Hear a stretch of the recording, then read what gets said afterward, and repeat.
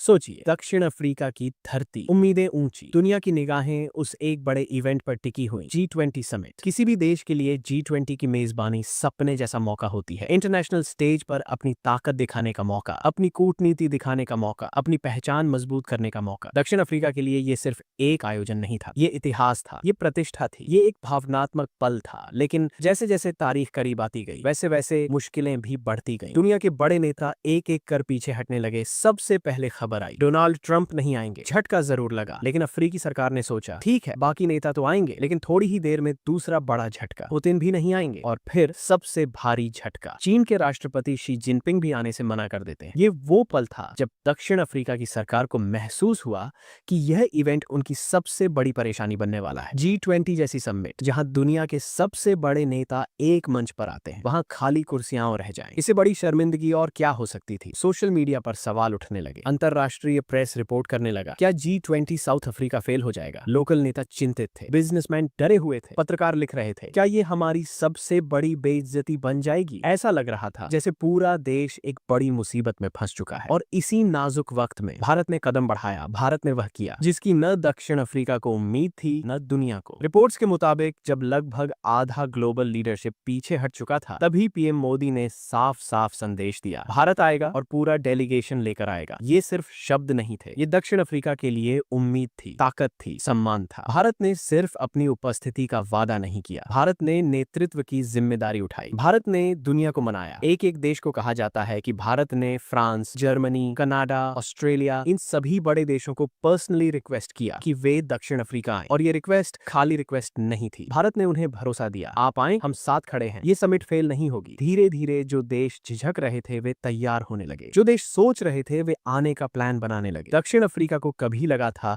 कि शायद वह अकेला रह जाएगा, लेकिन अब देशों की लाइन बनने लगी। और आखिरकार वह दिन आया जी, तो शून्य शुरू हुआ। दक्षिण अफ्रीका की सड़कों पर उत्साह लौट आया, मीडिया रिपोर्ट करने लगी, समिट सफल है। और उसकी वजह पूरी दुनिया साफ साफ लिख रही थी, भारत और पीएम मोदी। दक्षिण अफ्रीका के लोकल एमपीज ने लिखा, thank you India, thank you PM Modi. पत्रकारों ने लिखा, भारत ने हमारे देश की इज्जत बचाई। बिजनेसमैन ने लिखा, भारत जैसा दोस्त दुनिया में कम है। कई लोगों ने लिखा, अगर भारत न होता ये G20 हमारी सबसे बड़ी शर्मिंदगी बन जाता। दक्षिण अफ्रीका में सोशल मीडिया भर गया, बस एक ही संदेश से, ग्रेटिट्यूड फॉर इंडिया। लेकिन कहानी यहीं खत्म नहीं होती। भारत ने सिर्फ तारीफ नहीं ली, भारत ने भविष्य की नींव भी रखी। G20 के साइडलाइन पर एक ऐतिहासिक मुलाकात हुई। मेज पर तीन नेता, भारत के पीएम मोदी, कनाडा के प्रधानमंत्री कॉर्नी और ऑस्ट्रेलिया के प्रधानमंत्री एल्बनीसी। और वहीं जन्म होता है एक नए ग्रुप का, CIA alliance, Canada, India, Australia.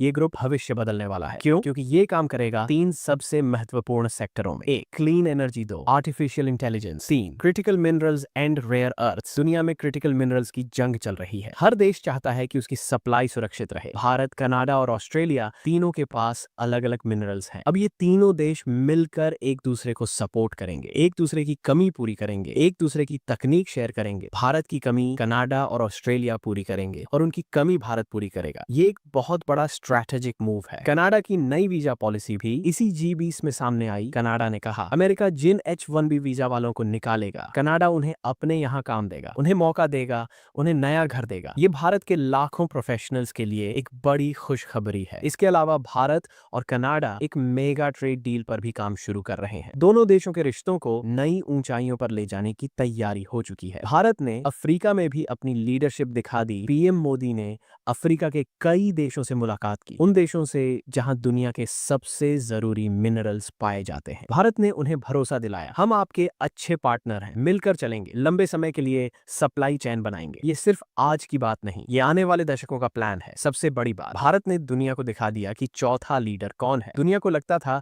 कि ग्लोबल नेतृत्व तीन देशों में बंटा है, अमेरिका, चीन, रूस। लेकिन इस G20 ने दुनिया की सोच बदल दी। जब तीनों बड़े नेता नहीं आए तो दुनिया ने देखा कौन है जो जिम्मेदारी ले सकता है, कौन है जो बाकी देशों को साथ ला सकता है, कौन है जो दुनिया को जोड़ सकता है। और जवाब साफ निकला, भारत। इस G20 साउथ अफ्रीका का सबसे बड़ा विजेता कोई है तो वो है भारत।